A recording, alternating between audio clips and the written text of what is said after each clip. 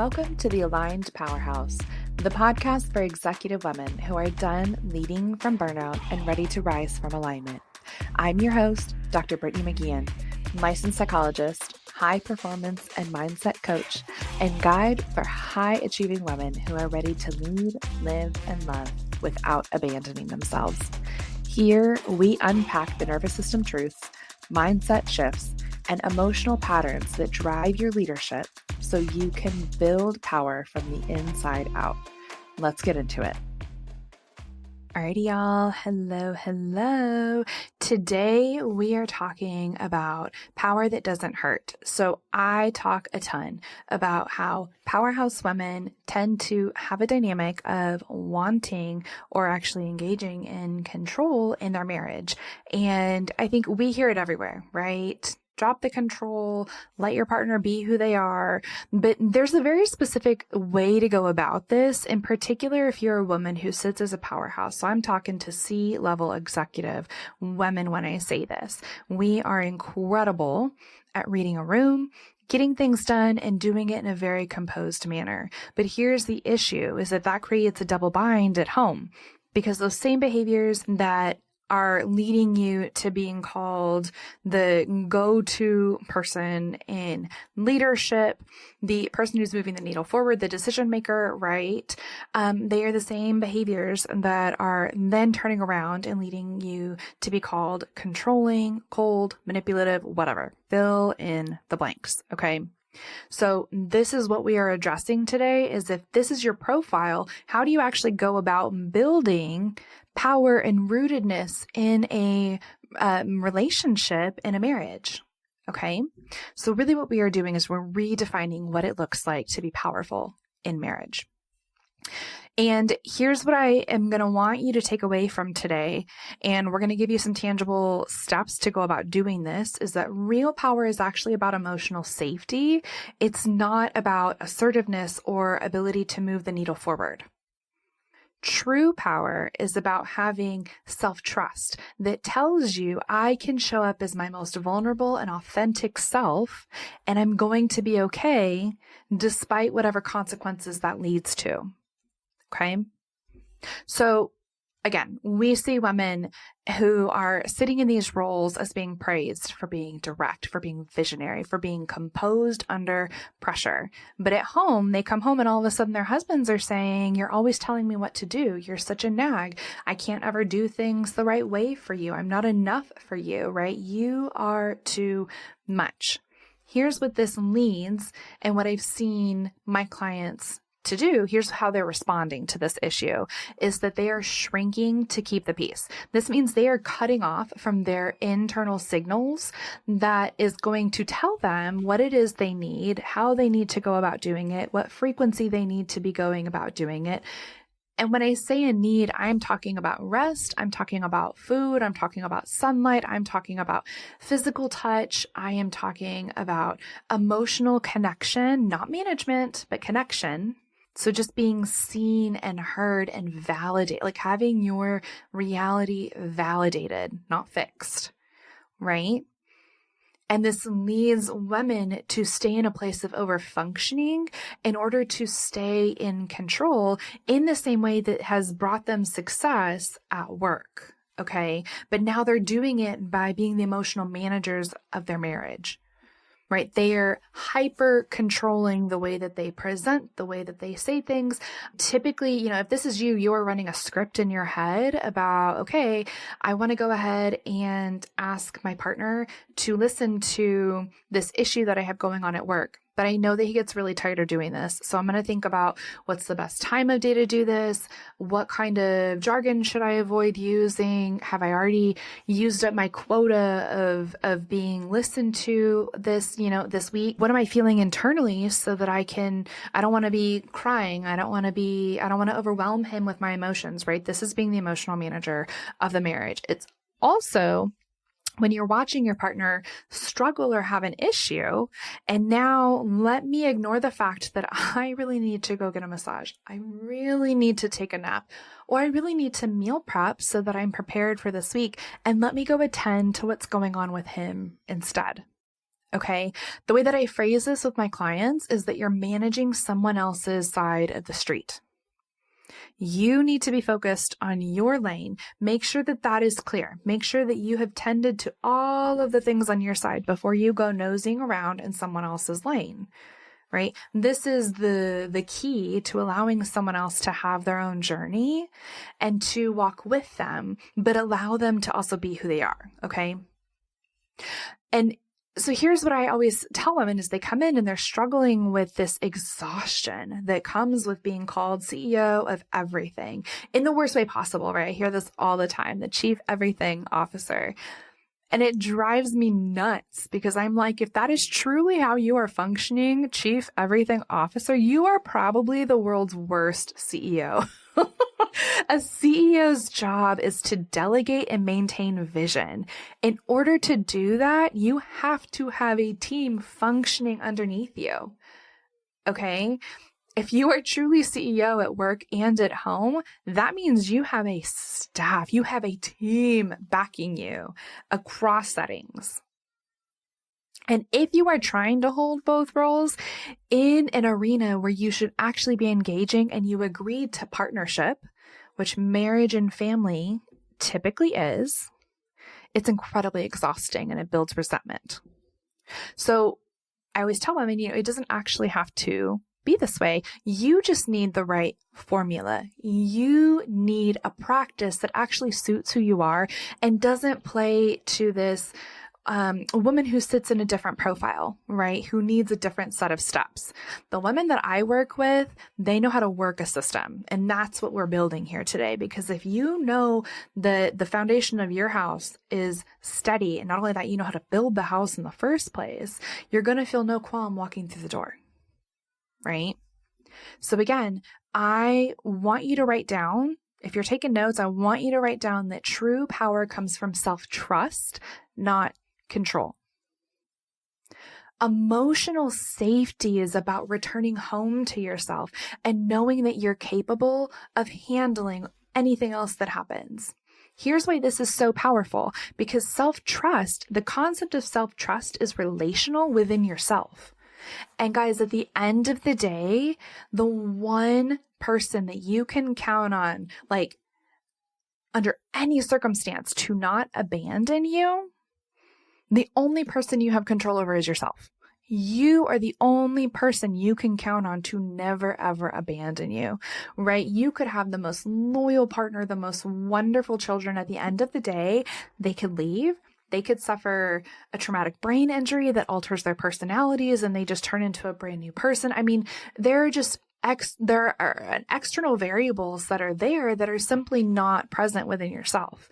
At the end of the day, we have control over how we trust and prioritize ourselves. So if you can associate power with self-trust and this idea of building a relationship within yourself, you truly are sitting on a set of skills that is going to make you limitless. I wanted to say landmine, guys. That's not really... Can feel like a landmine. I don't even know, like a mine. I don't know what else I wanted to say there. Such a human moment. All right, let's talk about just a few of the skills that go into building this emotional safety. The first is that you're able to tolerate and hold yourself within conflict. Biggest issue that I see here is that women cannot physically tolerate conflict. They shrink and they regress. This conflict, this idea of a disagreement, zaps them back into a younger state of mind, and they really start to feel young. Typically 5, 6, 7 years old, and they submit very quickly. Or depending on their histories, they puff up and they get real big. Maybe they turn into a teenager. But either way, the reason this regression is happening is because there's an inability to tolerate discomfort in the body. So first step is to be able to stay in your body and hold yourself, take care of yourself in a moment of conflict. Maybe that means practicing some deep breathing. Maybe that means going in and doing some active imagination work with your younger self to be able to say, hey, we're not 5 years old anymore. I am actually an adult and I'm very capable of taking care of you. That's what I'm going to do. Or being able to verbalize and tell this person, I'm feeling uncomfortable. I need to go take a walk and then I'll be back and I'll be ready to re-engage with you, right? Second skill that someone's going to need is naming needs without collapse. So I already ran through the biggest needs that I see this woman needing, but I want to run through like a few more, right? So emotional intimacy tends to be a need that powerhouse women are setting to the side.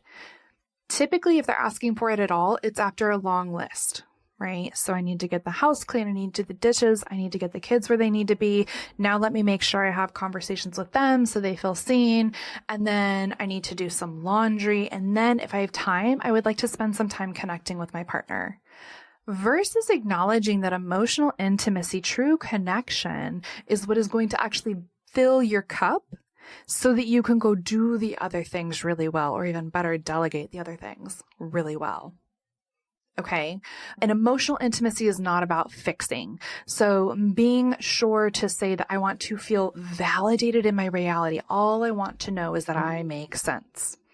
I don't want the answer. I don't want a solution, because Powerhouse Summit, like, y'all know how to find the solution. You know how to solve your own problems. Typically, you're just looking for a hug, which is another need, right? So physical intimacy. And maybe specifically physical intimacy that is not sexual. So I want you to hold my hand. I want you to touch my arm. I want you to give me a hug, right? That is a very important need. Perhaps it is that you need your partner to start taking initiative. Perhaps it's that you need your partner to start helping around the house in a different way, okay? Now, this pairs very closely with another skill, which is avoiding overfunctioning. This is being able to tolerate other people doing things in a way that you would not do them, and also you being able to tolerate going and relaxing. I always give my clients tasks when they are starting this skill. One of my favorites is to say, I want you to go find a set of toys or something to do that your younger self, so specifically 5-year-olds, because 5-year-olds are fabulous at playing. I want you to go get a set of Legos that she would have enjoyed. I want you to go climb a tree, though, if that's what she would like. Maybe it needs to be a little bit of a lower tree, okay? Go and play in the pool. And you're not doing these things to go play with like your actual children, but you're spending time with yourself, okay? This is a way of giving you something to do. So we're playing to the strengths that are already present for you, which is doing things, but we are going to take you out of this role of overfunctioning that is so easy when our to-do list is never ending. Okay. We don't have to shrink. What we need to do is we need to integrate with nervous system awareness whenever we come into these spaces. And you cannot integrate, you can't engage with the nervous system that is consistently dysregulated over and over and over again. It will be intolerable. Right? That's why we start to see this split that happens with trauma in the first place. It's because we couldn't tolerate the sensations that were happening in our body. So we're looking to really sort of avoid some of these invisible patterns that start to show up. So fixing our partner, right? You get called the nag, but you start to treat him like a project. Okay. Over-explaining. The reason that I need this is X, Y, and Z, and it's totally okay if you can't do this, but I want you to know, like, this is why I'm asking. And so what you see is that a woman will state a need that they have, and it'll be coupled with a 5-minute monologue. Okay. This is coming from dysregulation internally, and it's speaking to a nervous system that actually needs to be attended to. But what happens is we don't know how to do that. So instead, we're going to over explain why we're asking for this thing in the first place. Okay. Over accommodate. So not being able to hold a boundary or just withdrawing in conflict. So I want you to know you're not being dramatic. You're not too much. What you're asking for is very plausible. You are simply dysregulated. So again, this is not about the relationship. This is actually about your nervous system that is reenacting old patterns. This is part of what is so important to hit in the work that I do with clients, because there's a big difference between a toxic or unhealthy relationship versus one where we just see that trauma is running amok, right? One might be a little bit more static. It might be more challenging to intervene on versus the second. If we can just go in and teach everyone how to grow themselves back up, how to stay in their lane, the relationship itself has a much healthier chance of making it, right?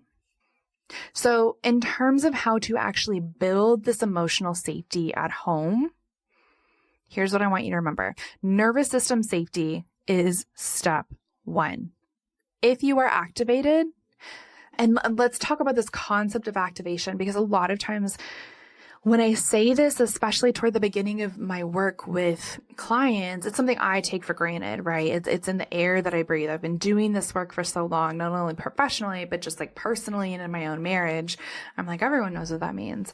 But activation is when your heart starts to beat really fast. You notice that you start to feel nervous. Sometimes you notice tingles in your body. Sometimes you don't feel anything. If you've ever had a moment, this happens to me for sure. I will have a moment where I'm engaging in dialogue with my partner, and all of a sudden I get to something that feels really uncomfortable, specifically internally. So for me, that can be anger, right? It can be very scary for me to feel the actual sensations associated with anger. And so what happens is I just lose like connection with my body as a whole.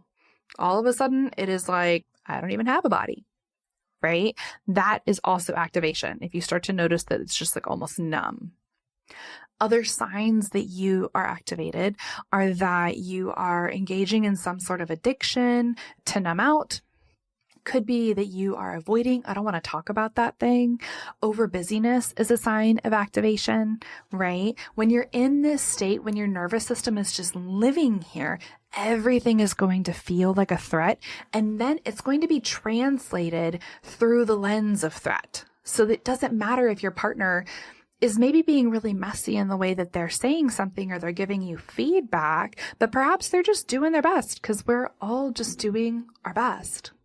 Right? It's not going to be perfect, but coupled, like the messiness coupled with this lens of threat, all of a sudden it feels like a much bigger deal than it actually needs to feel. So we have to move into a safe and anchored nervous system. How do you do this? You do some of the behaviors, some of the skills that I've talked about, right? You go get your bare feet on some grass. You go drink a glass of water. You go journal about what's actually showing up for you.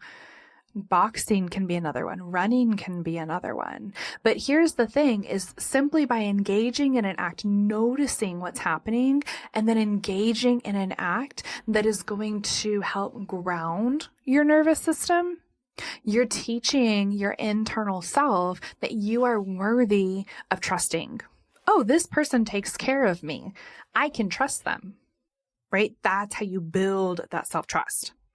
The second thing that I want you to remember is that boundaries are gates. They are bridges. They are not barriers. And when I say boundary, this is associated with a need. Now, there's a big difference between a boundary and a request.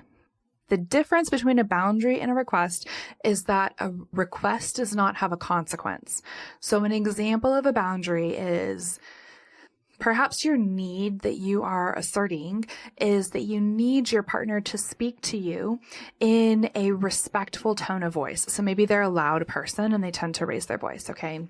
So it might sound like, what I need from you is I need you to speak to me in a respectful tone of voice, and I need you to lower your volume. And if you don't, I will be removing myself from this conversation until you're able to speak to me in this way, in a respectful way. Okay. That is the boundary. The request, the need is here, and here is the consequence if you don't do it. Okay. This is not about saying I'm keeping everyone out. It's about teaching people how to love you, how to know you, and how to treat you. Because an unpopular opinion is that you teach people how to treat you. I'm struggling with words today, guys, but I'm going to say that again. You teach people how to treat you. We do that through boundaries, okay? Versus a request is, I would really like for you to lower your voice. Cool. There may be situations where that is appropriate, and there might be situations where it's more appropriate to set a firmer boundary. Again, on both, you're not keeping them away. You're simply saying, in order to get access to me, in order to walk across this bridge or through this gate, you need to do X, Y, and Z. This is also a huge practice of letting go of control, because now notice the boundary has to do with you. I need you to do this, otherwise I will be doing that. You're not saying, I need you to lower your voice, and if you don't, you're going to need to leave the room, right? You're not controlling their behavior. You're taking ownership of your own. This is what creates safety for people to be themselves. This is what creates safety for you to be able to truly acknowledge over and over again what it is that you need and to show up as your most authentic self. I love a relationship where I know that person is going to be honest and they are going to tell me if I've ever stepped on their toes, if I've said too much, or if they're not available. Right? I will never forget sitting as a client in a group therapy experience. There was a situation, essentially what was being said was, you can call me anytime. I will be there for you, ride or die. It was a beautiful display of support and love. At that time, I was really overwhelmed. I want to say I was like in my internship year or something like that. I don't know. But I had a lot going on in my personal life. It was part of the reason I was there in group therapy. And I felt so nervous, but I was like, I'm not the person to call. Like, I will never guarantee that I will always pick up the phone. And if you are my friend, you know that this is true. Like, friend, I will love you, but if I don't have capacity and I don't have time and I can't like find the words, I'm absolutely not going to pick up the phone. I'm not available 24/7 because my capacity is not limitless, right? My capacity is fixed. And so I'm not the person you can count on no matter what. However, I am the person who will be honest and who will do their best. So you bet if I pick up that phone, I am available and I am there for you. You can also bet that if you reach out and I don't have time, space, energy, that I will respond as soon as I'm able to. Right? But this is how we allow people to truly see who we are and to know what it is that we need. And then they get to decide, you get to decide, are y'all going to stay in relationship and evolve the relationship, or are we going to move our separate ways? Okay. This is also what really bridges the gap in this idea that like, you don't have to tone it down to be loved. Now you need to be respectful, right? I'm not saying any behavior is okay, but you don't have to shrink your needs in order to be more lovable. You don't have to fit in a box. You don't have to say, well, I'm just really emotional and therefore I should work on that in order to be in this relationship. You actually don't. You just need to know how to find safety within yourself first to be able to show up more authentically and then allow people to decide whether or not this is a need that they can meet or not. So again, your power, your assertiveness, all of these things, they are not the issue. The issue is when we lead from control and fear, the dysregulation. And I hesitate to say the dysregulation is the issue, but the dysregulation is the thing to be tended to. Right? It's the thing to be known. It's the thing that we want to bring out from the dark so that we can truly address what needs to be tended in a way that is going to allow us to be relational with ourselves and therefore relational with other people. Because guys, if you're not relational with yourself, it's going to be incredibly challenging, if not impossible, to then be in healthy relational energy with someone else. So again, I want you to know that leading, being strong and powerful does not make you unlovable, does not make you too much. I also want you to know that wanting closeness, wanting more is not weakness. It doesn't mean that you are, again, doesn't mean that you're too much, that there's something wrong with wanting that. Most emotionally safe women who engage and have practiced self-trust, they are not conflict-free. I can attribute to that, right? They have just done the work to lead from wholeness. They've done the work to build that relationship within themselves that tells them, I can be brave and I can take care of myself, even if this person doesn't respond in the way that I really want them to. And it creates a very existential sense of freedom within that, right? But at the core of it is knowing that at the end of the day, I will be okay no matter what. I might be a little bit beat up. I might feel a lot of pain. My life might look not how I imagined it, but I will be okay. So guys, I want you to stop outsourcing your safety. I want you to stop managing your marriage like your business. And I want you to start trusting yourself enough to being able to receive. Alrighty, friend, that is all for today's episode of the Aligned Powerhouse podcast. I want to thank you so much for tuning in. And do me a favor, if this episode resonated, I want you to share it with another powerhouse woman in your life who is ready to lead and love from a place of self-trust. And don't forget to follow, subscribe, and leave a quick rating or review. It really does help more women find this work. New episodes drop every week. Until then, lead with self-trust and let yourself be seen.